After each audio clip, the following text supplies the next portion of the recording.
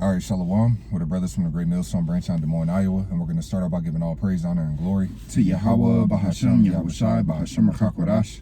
Yahweh is the true, holy, and powerful name of the Heavenly Father. Bahashem meaning in the name. Yahushai is the true, holy, and powerful name of His only begotten Son, who is the Savior of the nation of Israel, starting off with the elect within the nation of Israel. And Israel consists of you so-called Negroes, Hispanics, and Native Americans, as well as your Israelite foreigners scattered abroad that may look like the nations where you've been scattered to, but are Israelites. And we also want to give double honors to the elders and apostles of Great Millstone who rule well. Peace and salutations to the hopeful elect, pushing out this word in all sincerity and in truth. All right, so we coming back at you with another Bakwar. Hagayawan. Bakwar is the Hebrew word for morning. In the book of Genesis, the first chapter, Hagayawan is the Hebrew word for meditation. In the book of Psalms, the 19th chapter, where King David said, "Let the words of my mouth and the meditation of my heart be acceptable in thy sight, O Lord, my strength and redeemer." And might entitle this morning Hagayawan, Righteous FOMO. All right, and if you haven't heard of that term, FOMO, it's an acronym for fear of missing out. All right, and the Spirit had me just think about this just based off of the latter end of our inside teaching yesterday, and we were speaking about, pretty much different things that we look forward to, man, that we don't want to miss out on, different promises. Can we grab Psalms 119 and 49 and 50 book? Can we read that in the NLT, Baba Kasha? We don't want to miss out on these different things that the Lord has promised to grant the righteous and those that overcome, and it's a sincere desire, for experiencing these things, man, being like firsthand. We went into plenty of different examples, man, like Holy Jerusalem coming down from the heavens. All right, being able to, actually live that, be a part of, coming off those chariots in those new bodies and rounding up, all right, these heathen, the elites, and going into the bunkers and everything like that, living that out and being able to, tell your children, your generations, about living out that experience and what it was like, man. Like talking about the look on their face when, when you and another brother bust into the bunker and snatched them up, and how it was, the first building, the first buildings of the kingdom, having the heathen build up everything. Like, these are things to really look forward to. But could you hit that precept? Yeah, it's like Psalms 119 and 49 in the NLT. It says, "Remember your promise to me; it is my only hope. Your promise revives me; it comforts me in all my troubles." Right. It says, "Your promise revives me; it comforts me in all my troubles." So the things that we read about, man, we're gonna actually live these things out, man. All right, and we should look forward to Adawan Ratazah. We're a part of the number, part of that number, man. But we should have that sincere desire, man, and to strive towards that, man. And nothing in this world, all right, is worth, all right, giving up what the Lord is going to give to those that keep their faith through the end, man. All right, because what the Lord has laid out for us, man, as it is written, can we grab that in the book of Isaiah 64? I have not seen, I think it's 64. Isaiah 64 and 4. Yep, Isaiah 64. Because there's so many different prophecies that are written, that are to come, man. All right, the scriptures talk about, when you read in Isaiah the 60th chapter, all the way down in that, it talks about the heathen bringing everything to us, man. All right, imagine actually, being there to, have that first train of heathen bringing in their first fruits and all their goods to, your quarters, or however it's gonna play out, man. Your first buildings that get built, on your land and everything like that, man, and being able to have the stories to pass down to, your children and generations, to tell them about those different experiences, man. Hey, we was the Spirit had us talk about I think we talked about it in the lesson, maybe towards the end, or briefly mentioned it. Yeah, I believe it was towards the end, but the big bro Mathathi had put it in the group chat. I'll just make mention of it real quick. But yeah, I put in the chat GPT. Was Shem still alive when Abraham was born? Right, and it says, yes, according to the biblical genealogy, Shem was still alive when Abraham was born. And then when you go into that timeline, it says that means Shem outlived Abraham's birth by about 150 years, man. So just put that in perspective. A man that was born before the flood, all right, so he lived, all right, all the way through the flood. He experienced, watching Noah build the ark and everything like that, man. The rain coming down, the people's faces, They was trying to, whether they was trying to get in the ark and being able to have a firsthand experience on going through that. And then after the flood, seeing the earth repopulated, you know, and hell, you know, like you mentioned, Abraham was still alive. Abraham could have went and talked to Shem and like, man, you know, what was the experience of the flood and being able to get that firsthand? Like, imagine that, being able to actually have somebody literally here to tell you about these different things that happen. Well, I don't want Ratazah, we be a part of that number and we go through this transition, all right, and make it up out of here. We'll be able to have those testimonies and those stories and being able to have the testimonies of like, man, this is what the Lord did for us, man. We was in Babylon. Man, we was through, you know what I'm saying? The Lord came in with mighty deliverances for us, man. Being able to physically, you know, to talk about when Yahushua returned, or whether you were in the perspective of still here when Yahushua returns and then you get beamed up, or whether you went back to the spirit realm and then you with Yahushua when he's invading the earth. It says that the Lord is going to invade with his troops, right? But these are different prophetic things that we should have a mind on, like, man, I don't want to miss out on that, man. Going into the title, man. All right, a righteous FOMO, a righteous fear of missing out, and doing everything that we can to, as it is written, man. Man, it's kind of escaping me now. It's not having done all to stand, but pretty much doing everything that we can to be a part of that, man. I'll just sum it up in a statement, you know. But was there more on that? Well, I'm reading that Isaiah. Okay, yeah, you can jump to that. Isaiah 64:4 says, "For since the beginning of the world, men have not heard, nor perceived by the ear, neither have the eye seen, O power, Yahweh, beside thee, what he hath prepared for him that waiteth for him." Right, so it says that this world hasn't seen, no, it hasn't entered into the heart of man of what the Lord has prepared for those that wait for him. All right, and as of right now, if we're serving Yahweh B'Shem Yahushua, that would mean that we're waiting for him, right? You know? So if we continue to wait on the Lord through the end, all right, as it says in the book of Isaiah 25, I'll read this real quick. This is the book of Isaiah chapter 25. All right, and could you grab many mansions in the book of St. John? I think it's either 14 or 17 at the top. All right, this is the book of Isaiah chapter 25. And the spirit. Isaiah 25 and in verse, I'll start at verse 8. It says, "He will swallow up death and victory, and the Lord power, Yahweh B'Shem Yahushua, will wipe away tears from off all faces, and the rebuke of his people shall he take away from off all of the earth, for the Lord hath spoken it. And it shall be said in that day, lo, this is our power. We have waited for him, and he will save us." Right? So we want to be a part of that, man. All right? Being a part of those that we're rejoicing to be like, man, we waited for the Lord. All right? We served the Lord. You know, we went through the sufferings, we caught the hell, and we were able to receive the reward, man. All right? We read about the victory written in the book of the second chapter, Revelation, man. All right? How Ezra, even that in itself, Ezra, he talked about those men getting crowned by Yahushua. Being able to be a part of that ceremony, physically being crowned by Yahushua, man. You know?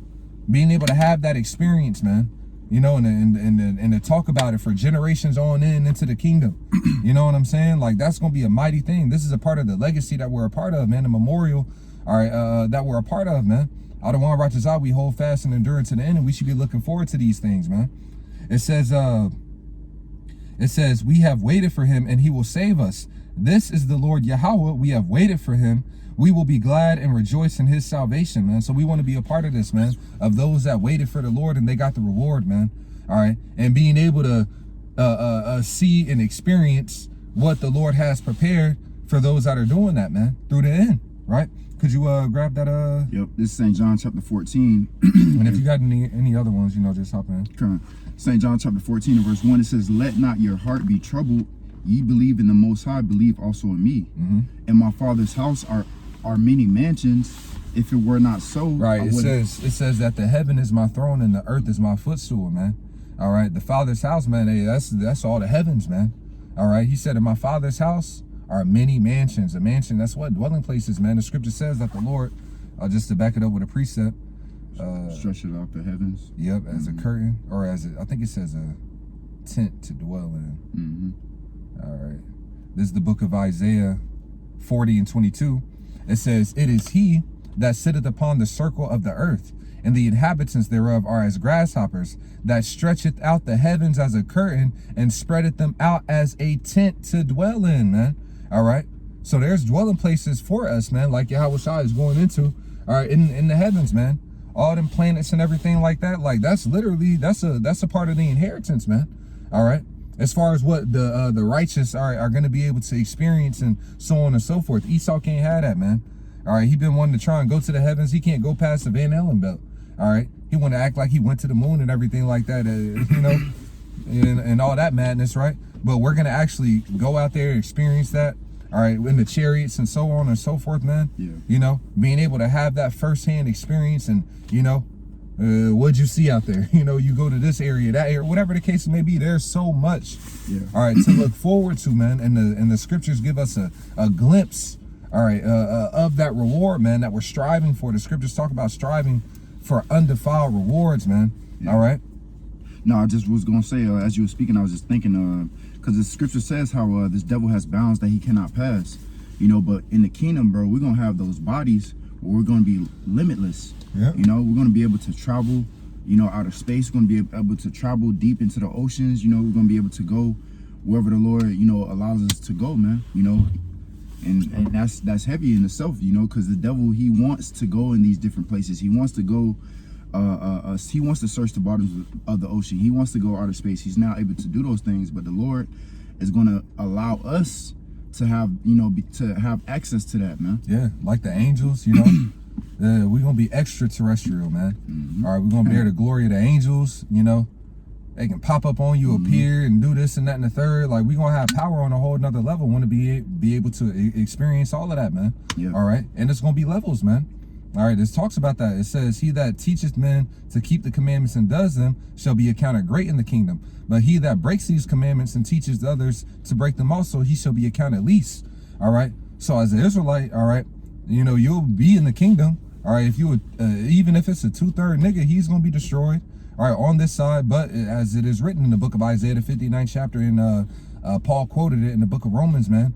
All right. Speaking about what? All Israel shall be saved. So they're going to still partake in the promises. All right. But they got to go through the destruction. All right. And they're going to be considered a citizen in the kingdom. They're going to be way off better than the rest of the heathen. All right. But there's going to be levels in the kingdom, man. There's going to be a difference between those that got the victory, those that got crowned by Yahushua, those that made it out of great tribulation, that kept their faith in the Lord, as opposed to the Israelites that had to be destroyed, and that they're going to have everlasting shame and contempt that is written about in the book of Daniel, the 12th chapter. All right. But going into how that separation is going to be, all right, what it's going to look like, you know, just throwing out a situation. Let's say that the Lord has it to where, you know, the elect, they can fly and do particular different spiritual things that, you know, an average citizen in the kingdom can't do. All right. You know, so going back into the title, man, fear of missing out. It's like, shit, I don't want to miss out on, you know, what's written for those that kept their faith that they're going to receive, as opposed to, you know, the rest of those that got to get destroyed and they born in the kingdom, and, you know, whatever the case it may be. It's like, hell nah, man. All right. We in the running to get the victory, man. And what the Lord has prepared for those that get the victory, man, it's gonna blow our minds, you know. So we should be striving to make sure that, man, we aren't compromising that with for anything in this world, man. All right, or getting entangled with the affairs of this life or anything like that, to miss out on all these different great things that the Lord has prepared, man. Okay. You know, yeah, if you born in the kingdom, man, this is the thing. You're gonna miss out on a lot of different things, man. Let's say the Lord have it to where you born, all right, after Esau is destroyed, you know, like just different scenarios. Like, but we know through the precepts, certain things, like we gonna be having children for eternity, man. Forever, yeah. You know, it says that one shall become 1,000, a little one shall become a strong nation, and even in that, man, all right, being able to have a multitude of children, man, and being able to distribute, and, you know, their your resources and the things that's being brought to you and so on and so forth, and passing it down to your household and setting them up.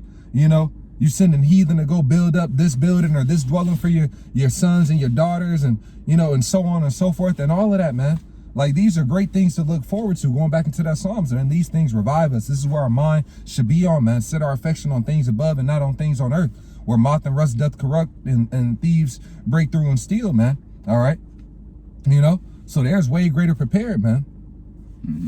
There's Revelation 13:10. It says, he that leadeth in captivity shall go into captivity. He that killeth with the sword must be killed with the sword. here's the patience and the faith of the saints. Now I brought this out, to show, this is what we're waiting for. This is our patience. This is our faith. This is something that we're waiting upon, to have the heathen in subjection. All right, and that's all going to be within the kingdom, man. And we don't want to. And this is, like you was mentioning about, being those first fruits. Seeing the faces of the heathen and our enemies. When we bust into those bunkers, to grab them up, to put them in chains. We want to be there, witness that, man. Right. It's a prophecy that says that we're gonna sell these devils to the Sabians, man. I think I mentioned that in the end of the lesson. But it's like being a part of that process. Like, we read certain precepts, and then it's like there's a process to it that we're gonna be a part of, and getting the details of it. Like once again, going back to the example of Shem being there during the flood, man. All right. We read about the flood and it's like, damn, man, that had to be heavy. But being able to talk with somebody one-on-one, like, man, how was that? Oh, bro, man, how the sky was looking at that time, like the different details. It's like, man, it's an all to it. It hit different, so to speak, man, than just reading it, right? So being a part of these different things, this is going to be crazy, man. So going back into that, there's a process to that, man. All right. Actually sending these nations on slave ships, man. All right. Sending Esau on slave ships, man. All right. We went to the bunkers, we slapped the chains and we put them in a pit. It's different prophecies and precepts that we read about how they're going to be in a pit. After a long time, we're going to visit them, grab their ass up. And the book of Ezekiel talks about how we're going to have them clean up the dead bodies when the Lord destroys them out in the valley of Jehoshaphat. You know what I'm saying? Then they got to build up the kingdom and everything like that. You were part of sending the first slaves, Edomite slaves on ships to the Sabaeans, man. All right. You looking at their face, they all head down and everything like that, and shame and whatnot, It's like, that's a beautiful thing, man. You got to see the first building, being built in the kingdom.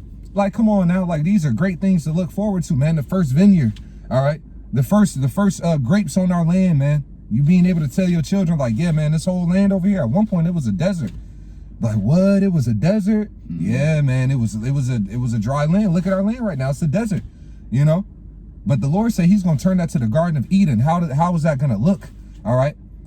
How long is that going to take? How is that going to, manifest itself? How is the Lord going to bring that to pass, and being able to be have firsthand experience with that from Yahweh Shem Yahweh Shah, man? I got something real quick. This is Matthew 26 and verse 27. It says, and he took the cup and gave thanks and gave it to them, saying, drink ye all of it, for this is my blood of the New Testament, which is shed for many for the remission of sins. But I say unto you, I will not drink henceforth of the fruit of the vine until that day when I drink it new with you in my Father's kingdom.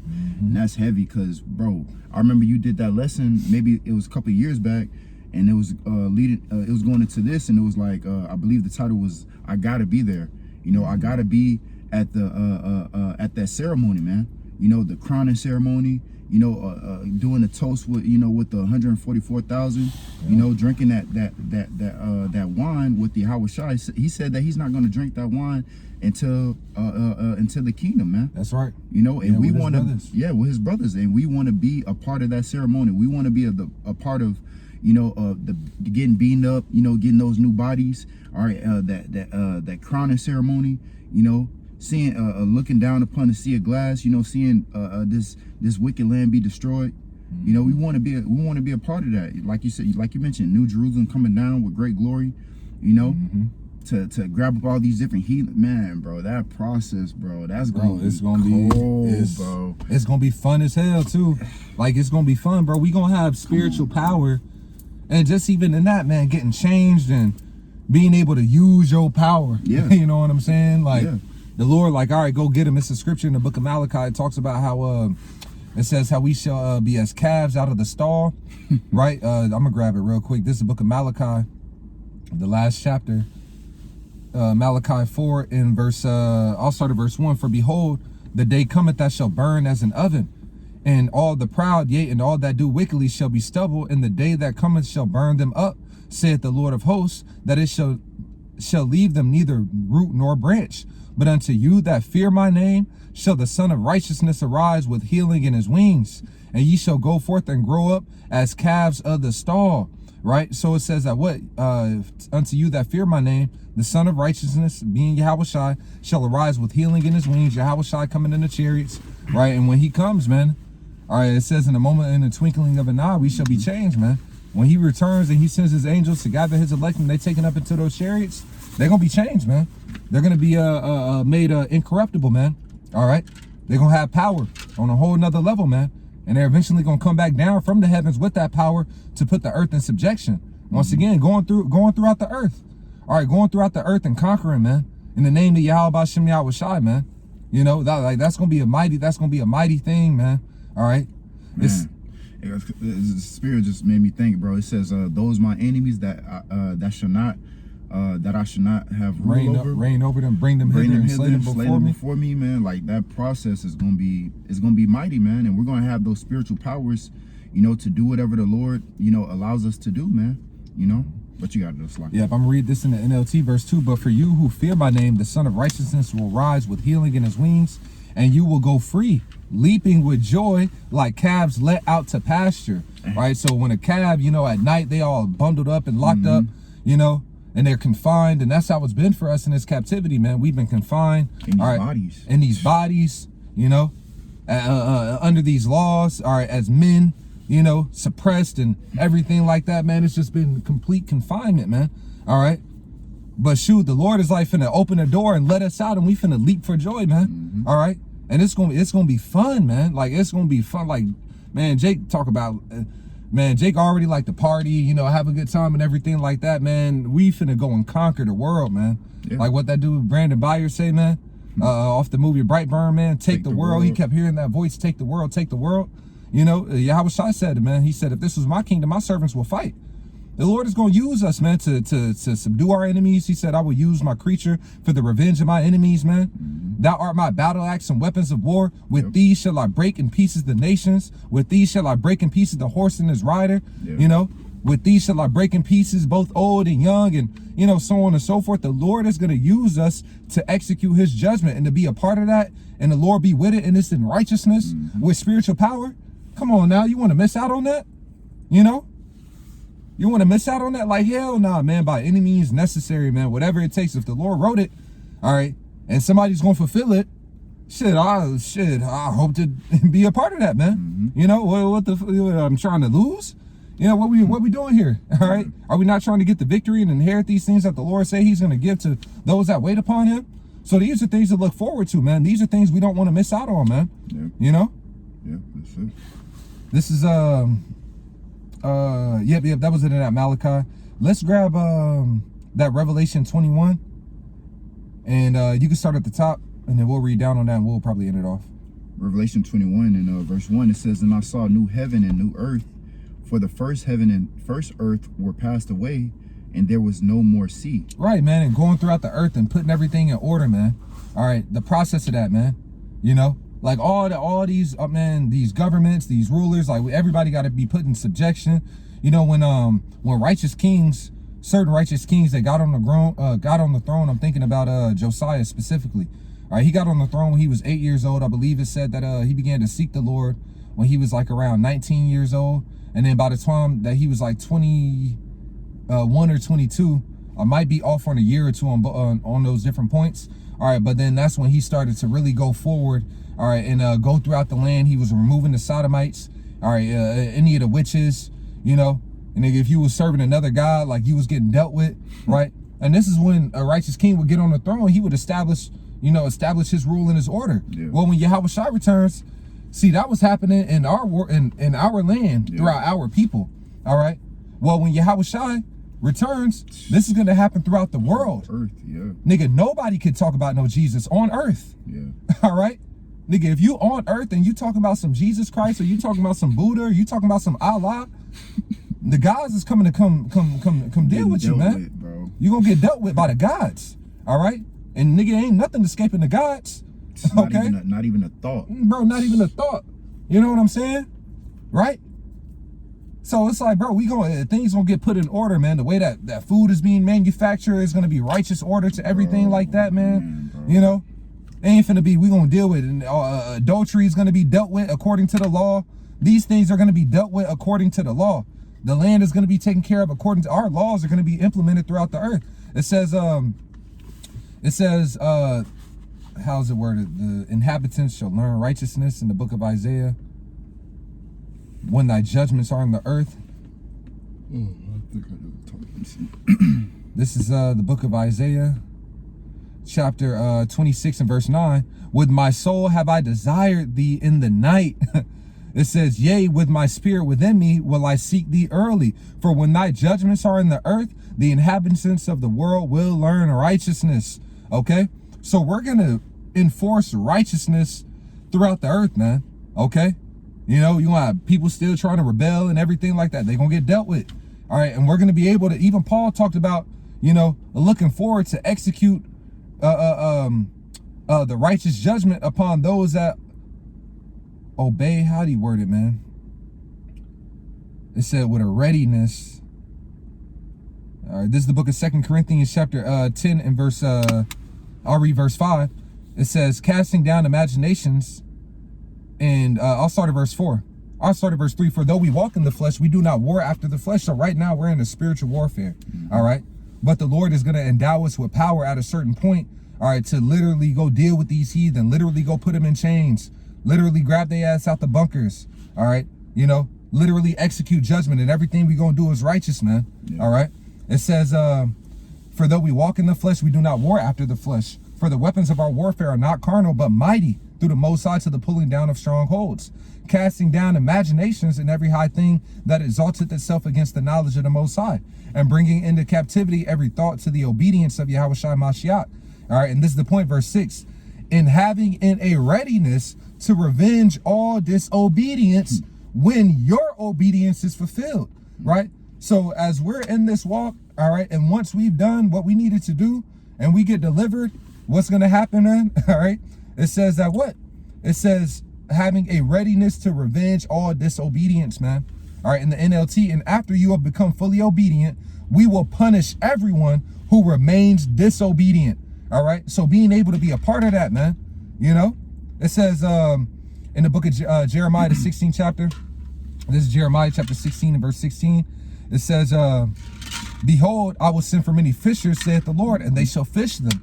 And after will I send for many hunters. So those same fishers, those same men that's been serving out on the highways and byways and so on and so forth, man, what are we reading? They're going to be turned into. And after will I send for many hunters, and they shall hunt them from every mountain and from every hill and out of the holes of the rocks. Right? Like, you got to be out, man. You got to be out of your mind. All right. And if you ain't trying to be a part of that, what, man, being one of those, the Lord go, all right, y'all did y'all job, y'all went fishing, all right, it's time to hunt now, let's go get them. You know what I'm saying? You gonna take over that territory over there, all right, there's some niggas over there that's doing some shit over there, gonna handle that. You know what I'm saying? Like, being a part of that first, man, that first 1,000 years in the kingdom, that first day in the kingdom, is gonna be a whole nother level, man. All right, it's gonna be a whole nother level, man. Yeah. All right, establishing, man, fixing this earth up, you know, that's going to be a whole nother level. And once again, man, we don't want to miss out on any of that, man. The Lord promised that somebody's going to fulfill this. Individuals are going to be turned into hunters. All right. I'm looking forward to, hopefully, shit, I don't want to die. You know, you ain't doing this work for nothing. The Lord promised certain things, man. Like King David said, he said, when Nathan came to him and pretty much told him, all right, prophesied to him that the Messiah was going to come through his loins. All right, King David was like, man, what manner of man am I, you know, that you would speak of me of many generations to come? He had the mindset, it's like, shit, like, I'm not worthy of this, man. You know, and that's the mindset. It's like, bro, we're not worthy of this. You know, the Lord said he's going to make us joint heirs. After all the shit that we did, man, he said, I'm going to make you a joint heir with me, man. Just serve me through the end, man. Not only am I going to, you know, pull you from this lowest state, but you're going to sit next to me on the throne, man. All right. You know, he said joint heirs, man. You're going to sit with me and next to me in the throne as I sat next to my father in his throne, roughly paraphrasing what it says in the book of Revelation, man. Joint heirs, right? Being a part of that, man, you know. But I forgot the other point I was going to make, man. But nevertheless, man, the Lord is going to, he's going to change us and use us as a weapon, you know. And once again, man, why not look forward to that? Oh, going back to what King David was saying, man, he had the humbleness and the meekness. He was like, I'm not worthy of all of this, man. But nevertheless, do as thou hast said. All right, that was his response. He was like, man, I don't think I'm worthy of this. But shoot, if you said it, fulfill thy word. You know, so the Lord said these things. Man, Lord's will, we could be a partaker of that, man. You know, even Jacob, man, he said, I'm not worthy of all of thy mercy and thy truth that thou hast shown unto me, man. You know? So it's like, yeah, we're not worthy of these things, man. But yet the Lord saw fit to have it written that, look, this is what I'm finna give you, man. He that overcometh shall inherit all things. When you read further down in that Revelation 21. But you got it back. Just real quick, this is Psalms 149 verse 5. It said, oh, Slack it. Oh yeah, I'm still reading that Revelation, but I'm gonna just grab this real quick. Psalms 149 and verse 5. It says, let the saints be joyful in glory, let them sing aloud upon their beds. Let the high praises of the Most High be in their mouth and a two-edged sword in their hand, to execute vengeance upon the heathen and punishments upon the people, to bind their kings with chains and their nobles with fetters of irons, to execute upon them the judgment written. Pray, this is the honor have all his saints. Praise ye the Lord, Yahweh Shemel Shots like it. It says to execute upon them the judgment written. This honor have all his saints. Praise ye the Lord, Yahweh Shemel Shah. And once again, going back to that Revelation, you know, this is the patience and the faith of the saints. All right, so this is what we're waiting upon, man. We want to be able to be those first fruits, you know, to be able to bind their these heathen, you know, with the chains and you know these Esau, you know, with the fetters of iron, man. Yep. You know, putting them into slavery. You know, them putting them into captivity. Yep. All these heathen, man. You know, but you can go back to that Revelation. Back in Revelation, was it 21? Come. Yeah, 21 and verse 1 again. It says, and I saw a new heaven and a new earth, for the first heaven and the first earth were passed away, and there was no more sea. And I saw, it says, and I, John, saw the holy city, New Jerusalem, coming down from the Most High, out of heaven, prepared as a bride adorned by her husband. And I heard a great voice out of heaven saying, behold, the tabernacle of the Most High is with men, and he will dwell with them, and they shall be his people, and the Most High himself shall be with them and be their power. That's right, man. So once again, man, New Jerusalem coming down from the heavens. That's Jake coming back down with them new bodies, right? You know, grabbing them out the bunkers and everything like that, because they're gonna hide in them bunkers when this nuclear destruction is happening. The earth is rolling to and fro like a drunkard, and being able to. That was another thing, man. Yeshaya spoke on that. You know, being able to have that aerial view, man. Yeah. All right, you looking at the sea of glass, you being able to describe how you saw the earth shaking and reeling to and fro, and Babylon being destroyed, man. All right, and then how we, you know, the elect went up into the chariot, and where did we go? What happened after that? You know, went up into the chariot, and what did we go into the ceremony? You know, and had that toast, or you know, just getting the details of all those things, man. Did we go to the different dwelling places and came back down a certain time later? However it all plays out, man, we're going to be able to live and experience all these things and know it detail by detail, man. You know, but go ahead. It says, and the Most High shall wipe away all tears from their eyes, and there shall be no more death, no more sorrow, no more crying, neither shall there be any more pain, for all the former things shall pass away. That's right, man. You know, all the former things shall pass away. The fashions of this world, all this passing away, man. You know, being able to, man, this is the greatest thing. Like, there ain't nothing on this earth there's nothing that you can be offered, you know, that this world has or can grant you or present you with. Esau, whatever, you know, even what Esau has, man. Esau don't even have anything to offer, because what he has don't even compare to what the Lord promised, man. You know, he has bounds. Like you was mentioning earlier, it's like, bro, we ain't gonna have bounds. He's got bounds he can't pass. We not gonna have bounds. All right, you know. This devil, he can't even get to the bottom of the sea. All right. He hasn't even explored. This devil trying to act like he's seen, and he hasn't even explored all the earth. He's still finding new things. You know, he's still finding new creatures. He's still finding new fruits. He's still finding new trees. All right. New animals in the sea. Every time this nigga go down and do a deep sea dive, he comes up with five new different types of animals. All right. You know, so there's way more prepared, man. You know, way more prepared, man. There's lands this devil hasn't touched or seen. All right. As much as this devil tries to act like he's all knowing and everything like that, man, he's he's fallen so short. All right, falling so short of what the Lord is going to grant us, man. It says that this devil not finna see the valleys, the brooks, the waters in the book of Job, man. All right, you know what I'm saying? What we got, he's envious. Remember, this devil is envious, man, because he knows what we going to get. He knows what's promised, man. He know what he gave up in his birthright, man. All right, so that's why he's trying to fabricate his own birthright, okay? Through this system and his technology and so on and so forth, man. But he's envious of what we going to get. You know, so that just shows you the magnitude, man. He's envious that we gonna be able to go out to outer space in the heavens and he can't. All right, he's envious that, you know, the type of rulership and that we're gonna be given new bodies, and that's why he's trying to make himself immortal. That's why he's trying to make up, you know, super soldiers and this and that and the third, and merge with technology and everything like that to, you know, to be an advanced man. This is a knockoff of what the Lord is gonna be able to grant us, man. All right, you know. Oh, I'm gonna read it. Verse 5. It says, "And he that sat upon the throne said, Behold, I make all things new. And he said unto me, Write, for these words are true and faithful." You know, so he said that he will make all things new. You know, and once again, you know, just reiterating the point, you know, of this lesson, man. We want to be a part of everything, man. The whole process of getting those new bodies and, you know, seeing the kingdom being built. You know, experiencing, you know, the destruction, you know, or experiencing, you know, seeing the destruction, you know, from heaven, you know, all these different things, man. There's so much to look forward to, man.